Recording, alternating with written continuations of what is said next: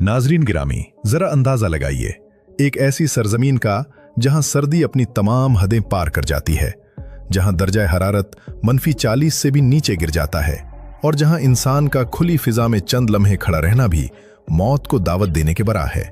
यही वो इलाका है जहां परिंदे उड़ते उड़ते जमकर जमीन पर गिर पड़ते हैं, जहां चाय का गर्म कप हवा में उछालो तो जमीन पर गिरने से पहले ही बर्फ बन जाता है और जहां दरिया पत्थर की तरह सख्त हो जाते हैं। लेकिन इन्हीं खौफनाक हालात में एक रेलगाड़ी है जो न रुकती है, न थकती है और ना ही कभी हार मानती है। ये रेलगाड़ी 7 दिन और 7 रातें मुसलसल चलती रहती है, 9288 किलोमीटर का फासला तय करती है, 8 मुख्तलिफ टाइम जोन से गुजरती है और अपने रास्ते में ऐसे ऐसे राज छुपाए हुए हैं जिनको जानकर आपके होश उड़ जाएंगे। दोस्तों, सबसे पहले ये समझना जरूरी है कि साइबेरिया आखिर है क्या। ये रूस का वो वसी और अरीज इलाका है जो एशिया के शुमाल में फैला हुआ है और इसका रकबा इतना बड़ा है कि उसमें पूरा अमेरिका, पूरा चीन और पूरा भारत समा जाए, फिर भी जगह बच जाए। लेकिन इतने बड़े इलाके में आबादी न होने के बराबर है, क्योंकि यहाँ की सर्दी इंसानी बर्दाश्त से बाहर है। अब सोचने की बात यह है कि रूस के हुक्मरानों को ऐसी बेआबाद और बर्फानी जमीन पर रेलगाड़ी चलाने की जरूरत क्यों पेश आई। इसकी वजह यह थी कि रूस का एक किनारा यूरोप से मिलता है और दूसरा किनारा चीन और जापान के करीब समंदर तक जा पहुंचता है। 19वीं सदी के आखिर में रूस के बादशाह जार अलेक्जेंडर सोम को यह फिक्र लाहक हुई कि अगर मुल्क के उन दोनों सरों को आपस में न जोड़ा गया तो मशरकी हिस्से पर रूस की गिरफ्त कमजोर पड़ जाएगी। चुनाचे सन 1891 में इस अजीम मंसूबे की बुनियाद रखी गई और तकरीबन 25 साल की मुसलसल मेहनत, लाखों मजदूरों की जानफिशानी और बेशुमार कुर्बानियों के बाद ये ख्वाब हकीकत बना। नाज़रीन गिरामी, अब आते हैं उस सबसे दिलचस्प सवाल की तरफ जो हर जहन में गूंजता है कि आखिर -40 दर्जे की सर्दी में लोहे की पटरियां शीशे की तरह टूटकर बिखर क्यों नहीं जाती। क्योंकि साइंस का उसूल है कि जब कोई भी धात बहुत ठंडी हो जाए तो वो सिकुड़ने लगती है और अपनी लचक खो देती है। आम लोहा अगर -20 दर्जे से नीचे चला जाए तो वो अंदर से इतना कमजोर हो जाता है कि एक जोरदार झटका उसे कांच की तरह चिकनाचोर कर सकता है। लेकिन रूसी इंजीनियरों ने इस मसले का ऐसा हल निकाला कि दुनिया अंगुष्ठ बदंदा रह गई।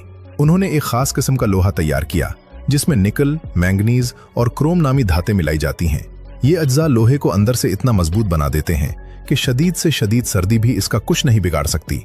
इसके अलावा रेल की पटरियां बिछाते वक्त उनके दरमियान एक बारीक सा खला छोड़ा जाता है ताकि सर्दी में सिकुड़ने या गर्मी में फैलने की सूरत में पटरी को नुकसान न पहुंचे। यही वजह है कि बरसों से ये पटरियां अपनी जगह कायम हैं और उन पर भारी भरकम रेलगाड़ियां बगैर किसी रुकावट के दौड़ती चली जाती हैं। दोस्तों, अब जिक्र हो जाए उस इंजन का जो इस बर्फानी जहन्नम में दिल की तरह धड़कता रहता है। आम रेलगाड़ियों के इंजन में जो डीजल इस्तेमाल होता है वो -15 दर्जे पर ही गाढ़ा होकर मक्खन जैसी शक्ल इख्तियार कर लेता है और इंजन बंद हो जाता है। लेकिन साइबेरियन रेलवे में जो ईंधन डाला जाता है वो एक खास किस्म का आर्कटिक डीजल है जिसमें ऐसे कीमियाई मादे शामिल किए जाते हैं जो इसे -55 दर्जे तक भी जमने नहीं देते। इसके साथ साथ इंजन के अंदर एक हीटिंग सिस्टम लगा होता है जो मुसलसल ईंधन को गर्म रखता है। हैरत की बात यह है कि जिन स्टेशनों पर गाड़ी रुकती है वहां भी इंजन कभी मुकम्मल तौर पर बंद नहीं किया जाता, क्योंकि अगर एक बार बंद हो गया तो दोबारा स्टार्ट करना नामुमकिन के करीब हो जाता है। इसीलिए पूरे रास्ते पर खास गर्म गिराज बनाए गए हैं जहां इंजन को जरूरत पड़ने पर गर्म रखा जा सकता है। नाज़रीन गिरामी, इस रेलगाड़ी के मुसाफिरों का हाल भी अपनी जगह एक अलग दास्तान है। अंदर बैठे लोगों को अंदाजा ही नहीं होता कि बाहर मौत रक्स कर रही है, क्योंकि बोगियों के अंदर का दर्जा हरारत हमेशा 22 से 25 दर्जे के दरमियान रखा जाता है। हर बोगी में एक जिम्मेदार मुलाजिम मुकर्रर होता है जिसे प्रोवादनिक कहा जाता है।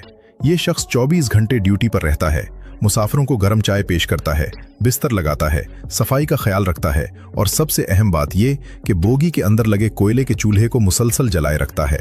जी हाँ, आज भी जदीद टेक्नोलॉजी के दार में साइबेरियन रेलवे की बोगियों में कोयले के चूल्हे इस्तेमाल होते हैं, क्योंकि बिजली का निजाम अगर किसी वजह से फेल हो जाए तो ये चूल्हा ही मुसाफिरों की जान बचाता है। एक और दिलचस्प बात यह है कि गाड़ी के हर डब्बे की खिड़कियां 3 तहों वाले मोटे शीशे से बनी होती हैं ताकि बाहर की बर्फबारी और अंदर की गर्मी के दरमियान दीवार कायम रहे। दोस्तों, इस सफर का सबसे हसीन और रूह परवर मंजर झील बाइकॉल के करीब पहुंचकर शुरू होता है। ये दुनिया की सबसे गहरी और सबसे कदीम झील है, इतनी गहरी कि उसमें दुनिया के तमाम मीठे पानी का 20% से ज्यादा हिस्सा मौजूद है। सर्दियों में ये झील मुकम्मल तौर पर जम जाती है और इसकी बर्फ इतनी मोटी हो जाती है कि इस पर गाड़ियां तक चलाई जा सकती हैं। रेलगाड़ी जब इस झील के किनारे से गुजरती है तो यूं महसूस होता है जैसे कोई जादुई दुनिया आंखों के सामने खुल गई हो। एक जमाने में जब पुल नहीं बने थे तो सर्दियों में पटरियां बराह रास्त जमी हुई झील की बर्फ पर बिछा दी जाती थीं और रेलगाड़ी बर्फ के ऊपर से गुजरती थी। यह मंजर आज भी रूसी तारीख का सबसे हैरत अंगेज बाब समझा जाता है। नाज़रीन गिरामी, इस रेलवे लाइन की सबसे अनोखी बात यह है कि ये 8 मुख्तलिफ टाइम जोन से गुजरती है। यानी जब गाड़ी मॉस्को से चलती है तो वहां सुबह के 8 बज रहे होते हैं और जब ये व्लादिवोस्टोक पहुंचती है तो घड़ी की सुइयां 7 घंटे आगे जा चुकी होती हैं। इसी उलझन से बचने के लिए पूरी रेलवे लाइन पर सिर्फ और सिर्फ मॉस्को का वक्त चलता है। चाहे आप हजारों किलोमीटर दूर किसी स्टेशन पर हों, वहां लगी हर घड़ी मॉस्को का वक्त दिखाती है। इसका नुकसान ये होता है कि बाज़ औक़ात बाहर सूरज गुरूब हो चुका होता है मगर टाइम टेबल में दिन के 2 बज रहे होते हैं।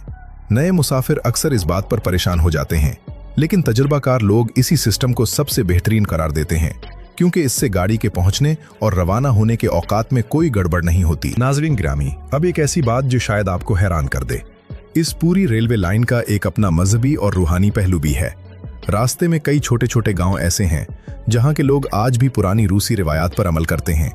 कुछ इलाकों में शमनी मजहब के पैरोकार रहते हैं जो फितरत की ताकतों पर यकीन रखते हैं।